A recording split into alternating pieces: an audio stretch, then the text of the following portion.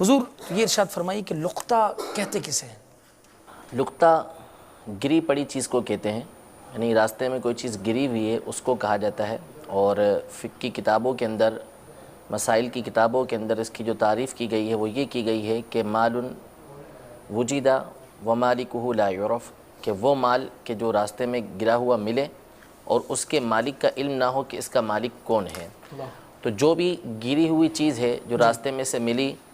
اس کو لقطہ کہا جاتا ہے شریعت کی اصطلاح کے اندر، یعنی گری پڑی چیز جو کسی کی گم ہو گئی، کسی سے گر گئی اور دوسرے شخص نے اس کے مالک کے جانے کے بعد دیکھا کہ یہ گری ہوئی چیز یہاں سے مجھے نظر آ رہی ہے اور یہ نہیں پتہ کہ یہ چیز ہے کس کی، تو اس کو شریعت کی روشنی کے اندر لقطہ کہتے ہیں۔ اور عام طور پہ ہمارا واسطہ اس سے پڑتا رہتا ہے کہ راستے میں کوئی نہ کوئی چیز، کوئی رقم، کوئی سکہ، کوئی نوٹ یا کوئی ایسی چیز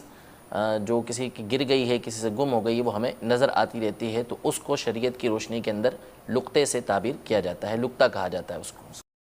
تو آپ میٹھے میٹھے اسلامی بھائیوں، آپ نے سنا، مدنی چینل کے ناظرین آپ نے سنا کہ لقطہ کہتے ہیں گری پڑی چیز کو۔ اچھا حضور، اس کا حکم کیا ہے؟ اور اگر لقطے کو اپنے استعمال میں لانے کے لیے اٹھایا اور بعد میں یہ خیال آیا کہ ایسا تو نہیں کرنا چاہیے تھا، اب کیا حکم ہوگا؟ یعنی لقطہ چونکہ ہمارے یہاں عام طور پہ مشہور لفظ نہیں ہے، تو جو کسی کو چیز ملتی ہے اس سے ہم گفتگو کریں گے کہ لقطہ یعنی گری ہوئی چیز جو کسی کو ملی ہے، تو جو اس کو نظر آئی ہے اس کے اٹھانے کے اعتبار سے، یعنی اس کو اٹھایا جائے یا نہ اٹھایا جائے، اس کے لحاظ مختلف ہیں، یعنی مختلف نیتوں کے ساتھ، مختلف حالات اور کیفیات کے ساتھ جو ہے وہ اس کی جو حکم ہوں گے، جو احکامات ہوں گے وہ تبدیل ہو جائیں گے۔ مثلا کسی کو گری ہوئی چیز ملی اور اس کو یہ خیال ہے کہ میں اس کو اٹھا کے اس کے مالک کو تلاش کروں گا اور تلاش کر کے اس کو دے دوں گا، یہ اس کو معلوم ہے، تو اس کی نیت یہ ہے اٹھاتے ہوئے کہ میں اسے لوں گا تو اس نیت سے لوں گا کہ اس کے مالک کو تلاش کر کے اس کے مالک تک یہ چیز جو مجھے گری ہوئی ملی ہے میں پہنچا دوں گا، تو پھر اس کا اٹھا لینا یہ مستحب ہے کہ یہ اس کو اٹھا لے۔ اور اگر اس بات کا اندیشہ ہے، کوئی چیز نظر آئی، پیسے گرے ہوئے نظر آئے، کسی کا بٹوا گرا ہوا نظر آیا اور اس کو اس بات کا اندیشہ ہے کہ میں اسے خود رکھ لوں گا، یعنی اپنے اوپر اطمینان نہیں ہے، شبہ ہے کہ ہو سکتا ہے کہ یہ میں اپنے پاس ہی رکھ لوں، مالک کو تلاش نہیں کروں گا، تو پھر اس صورت میں اس کا اٹھانا، اس کو چھوڑ دے، یہی اس کے لیے بہتر ہے۔ اور اگر اس کو ظن غالب ہے کہ میں مالک کو دوں گا ہی نہیں، اپنے پاس ہی رکھ لوں گا، تو پھر اس صورت میں اس کا اٹھانا ناجائز ہے، یعنی اس کو اس بات کا ظن غالب ہے میں مالک کو نہیں دوں گا اور خود اپنے پاس رکھ لوں گا، اور نیت ہی اس نے یہ کر لی کہ میں اٹھائی اپنے لیے رہا ہوں۔ اب ظن غالب کی بات نہیں ہے، غالب گمان خیال جمنے کی بات نہیں ہے کہ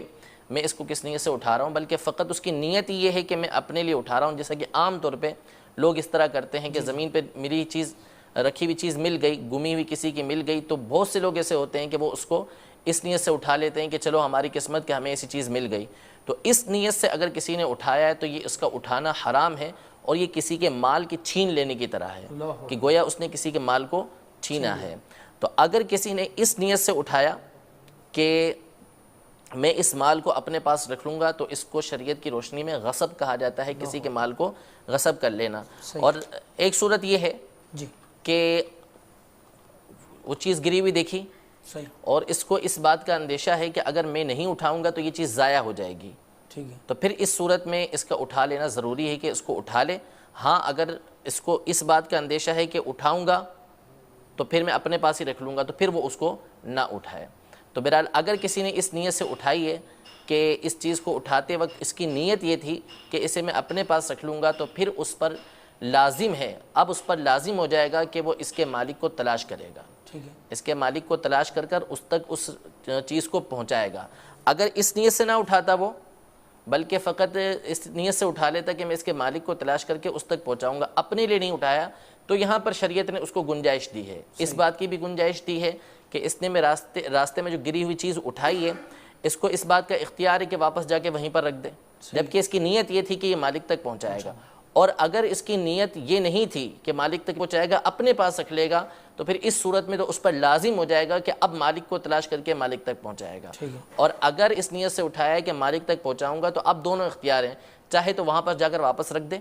اور چاہے تو مالک کو تلاش کر کے مالک تک اس چیز کو پہنچا دے۔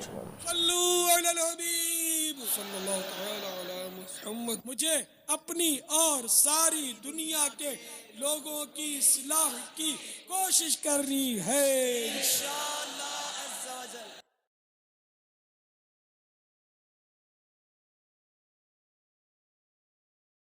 حضور یہ بتائیے کہ اگر کسی نے اس نیت کے ساتھ گری پڑی چیز اٹھائی کہ میں مالک تک پہنچا دوں گا، اس کی حفاظت بھی وہ کرتا رہا اسی طریقے سے، مگر اب کسی وجہ سے وہ ضائع ہو گئی، تو کیا اس کا اسے تاوان دینا پڑے گا؟ دیکھیں حدیث پاک کے اندر ہے، نبی کے کریم صلی اللہ تعالیٰ علیہ وآلہ وسلم نے اس حوالے سے ہماری بڑی زبردست رہنمائی کی ہے، کیونکہ ظاہر ہے کہ یہ کہ ہم دنیا کے اندر رہتے ہیں تو ہمیں ایسے معاملات پیش آتے رہتے ہیں کہ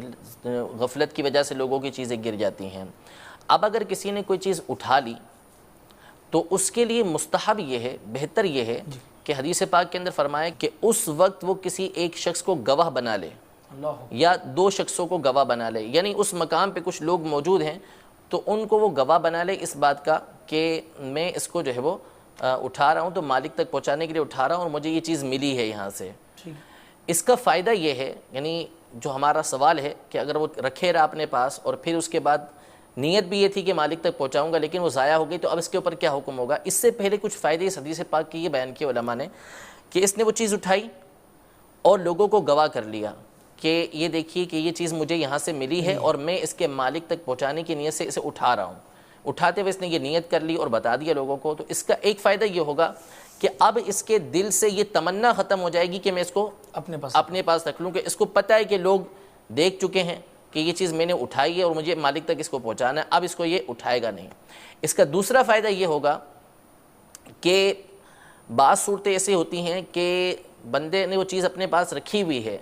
اب اس کی موت کا وقت قریب آ گیا یا اس کا اچانک انتقال ہو گیا اور ورثہ کو وہ بتا نہیں سکا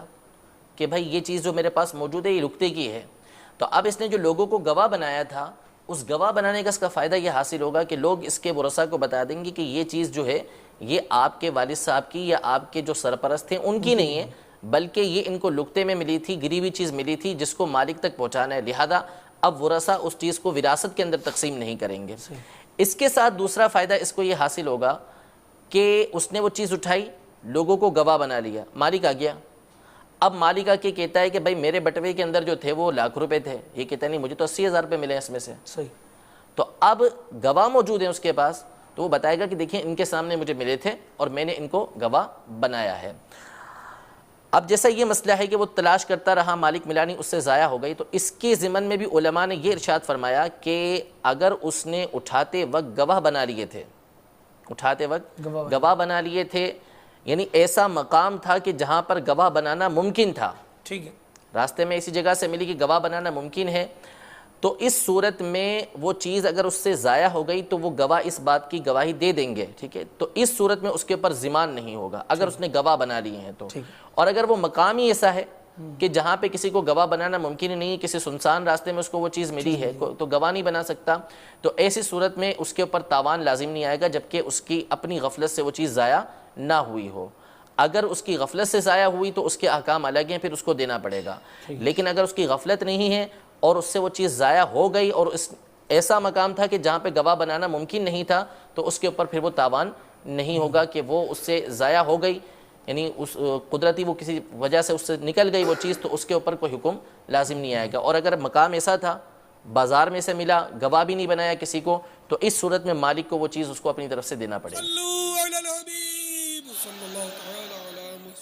مجھے اپنی اور ساری دنیا کے لوگوں کی اصلاح کی کوشش کرنی ہے.